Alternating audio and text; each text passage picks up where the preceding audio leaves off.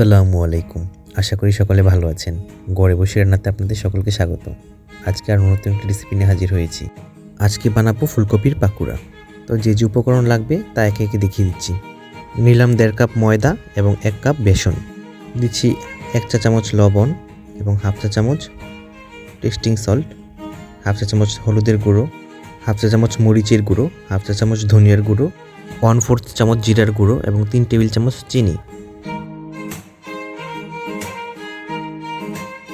এবার সামান্য পানি দিয়ে একটা ডো তৈরি করে নিব। অল্প অল্প পানি মিশিয়ে আমি তৈরি করে নিব।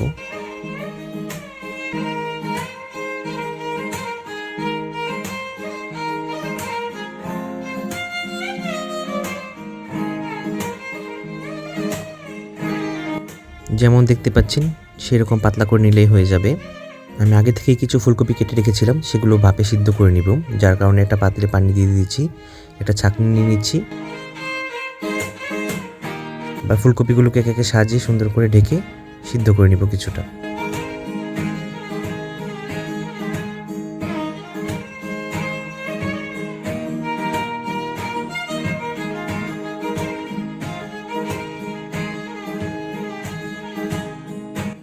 দেখতেই পাচ্ছেন আমার জাল দেওয়া শেষ, সিদ্ধ হয়ে গেছে। ফুলকপিগুলো নামিয়ে নিব এবং কিছুটা ঠান্ডা করে নিব।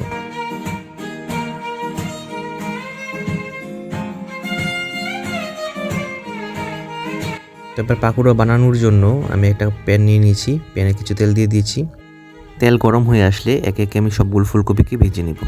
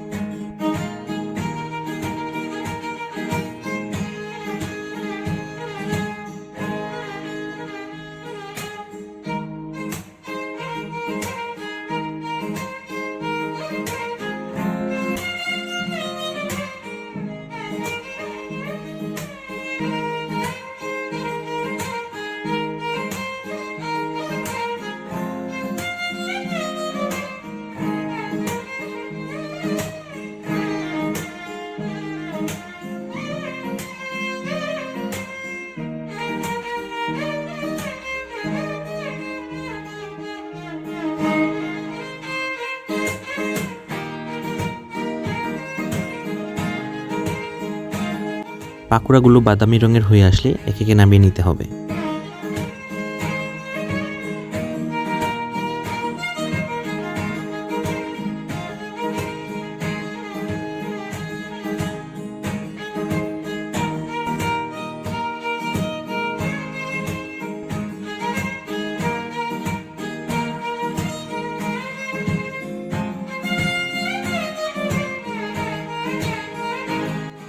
এভাবে করে আমি সবগুলো ফুলকপিকে ভেজে নিব।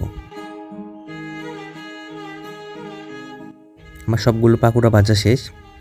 তারপর গরম গরম পরিবেশন করার পালা। এই ছিল আজকে আমাদের মজাদার সুস্বাদু ফুলকপির পাকুড়া।